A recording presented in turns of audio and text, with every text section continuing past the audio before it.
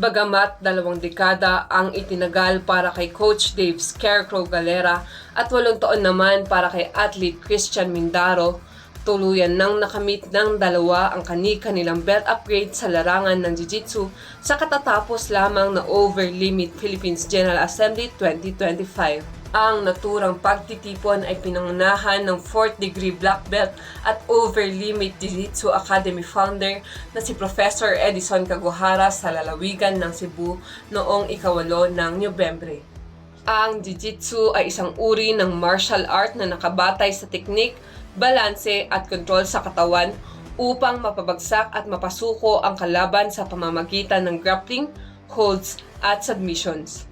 Itinuturo rin ito ang wastong self-defense sa pamamagitan ng joint locks at chokeholds upang pigilan ang pag-atake. Tuluyan nang naiangat ni Coach Galera ang kanyang Brazilian Jiu-Jitsu black belt matapos ang 20 taong pagsasanay, dedikasyon at sakripisyo. Isang veteranong manlalaro sa Galera na nagsimula ng kanyang martial arts career noong 2006 sa Reno, Nevada. Pagbalik sa bansa, itinuon niya sa mixed martial arts ang kanyang atensyon at naging bahagi ng Team Lakay sa loob ng 12 taon. Bagamat pansamantalan niyang naantala ang formal na pagsasanay sa Jiu-Jitsu, nagtagumpay si Galera sa kanyang propesyon matapos masungkit ang Interim Bantamweight Championship sa Universal Reality Combat Championship. Noong 2014, siya ang kauna-unahang homegrown na Pilipinong lumaban sa Ultimate Fighting Championship. Tinalo niya ang iba't ibang manlalaban at nagtala ng 5-1 record.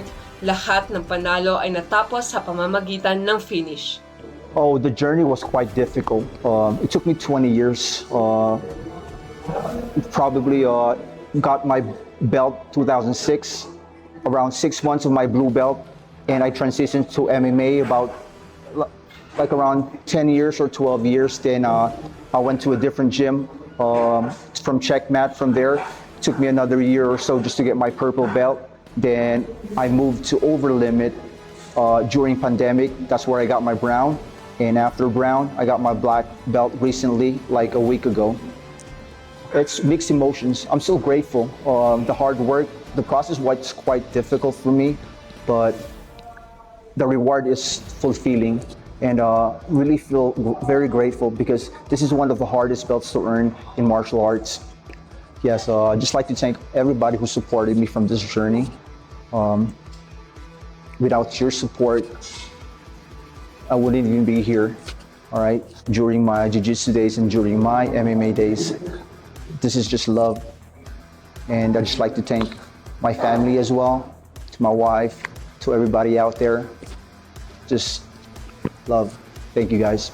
Sa ngayon, nakatuon si Coach Galera sa pagpapalawak ng komunidad ng Jiu-Jitsu sa Cordillera at kasalukuyang nagtuturo sa Gridlock Fitness Center.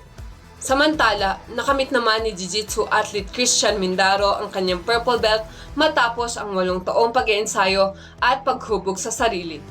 Nagsimula si Mindaro noong 2018 sa Gridlock Gym upang iwasan ang bisyo at pangalagaan ang kalusugan. Dito niya nakilala si Coach Galera na naghimok sa kanya upang pasukin ng mas seryoso ang larangan. Mula sa simpleng pag-iwas sa maling gawi, nainganyo si Mindaro at sumabak sa iba't ibang kompetisyon.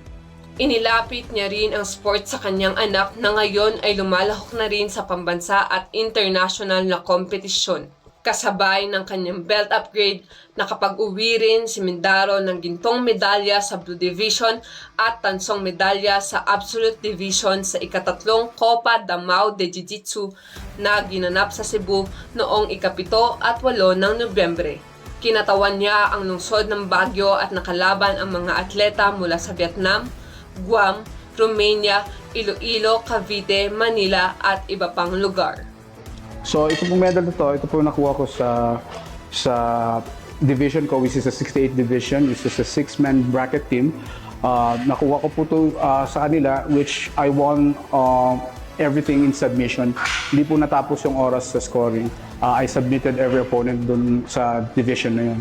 So tapos nag-rank din po tayo sa Philippine rankings ng Jiu-Jitsu. Number 5 po tayo sa all over the Philippines. Sa Asia po, nag-rank po ako ng 23 out of 200 entries. Ito po, nakuha ko po to sa Absolute, which is the open weight division, which usually 68 po ang pinamababa sa division ko. And yung weight class na po is any weight category pwede na po doon. Nag-compete po ako sa division ko, which is usually 36 years old and above. Yun po. Very grateful kasi hindi ko talaga akalain na ma-achieve ito. Pero nung nandun po kasi ako dun sa yung mga unang international competition ko kasi laging nandun yung kaba, yung doubt, lagi nandun yun. Pero at the moment nung nandun na ako sa Cebu sa match, parang wala kasi nawala po lahat yun. Tapos naisip ko lang na it's time to prove myself. Kasi, Sir, how do you feel, sir, na finally, after 8 years, kasama yung purpose? well, it was very rewarding, no? Very hindi ako makapaniwala talaga. Akala ko talaga marami pa akong kakainin bigas kumbaga. Pero nagpapasalamat talaga ako sa blessings ni Lord talaga na nakuha ko 'yon. It was sabi nga ng iba, long overdue. Nung nandun nga ako sa competition, yung mga ibang competitors na nandun, sabi nila na, anong ginagawa mo dito? Wala ka dapat dito. Dapat nasa higher belts or higher ranking ka. Pero nag-paid off naman in the long run. Nagpapasalamat nga ako sa ating Diyos, sa Lord, sa pamilya, sa family ko sa Sniper Gym, sa Gridlock, sa mga teammates ko. Sa kasalukuyan, inaanyayahan ni Coach Galera ang mga kabataan at interesadong individual na sumali at subukan ang Jiu-Jitsu sa kanyang mga klase upang mas palawakin pa ang komunidad ng sport. If you guys do want to join us, you could come visit us at the Sniper Gym. It's located here at the Plaza Natalia. The landmark will be at the KFC in front of Cosmopolitan. The gym's owned by Frank Lohman and Stephen Lohman. So if you got any questions, just hit Mr. Lohman up or just go to our page and we'll get back to you. Yes, we do have a registration fee here. The walk-ins are 200 for walk-ins and our monthly fee will be at 1,500 a month.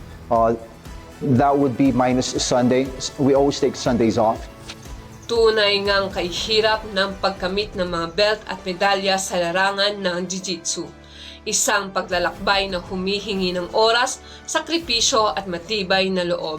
Ngunit para kina Coach Dave Galera at Christian Mindaro, ang bawat taon ng pagsubok ay nagbunga ng karangalan at inspirasyon para sa komunidad. Mula rito, patuloy nilang pinapatunayan na sa disiplina at determinasyon, walang imposibleng maabot. Anjay Dumiles para sa Herald Express.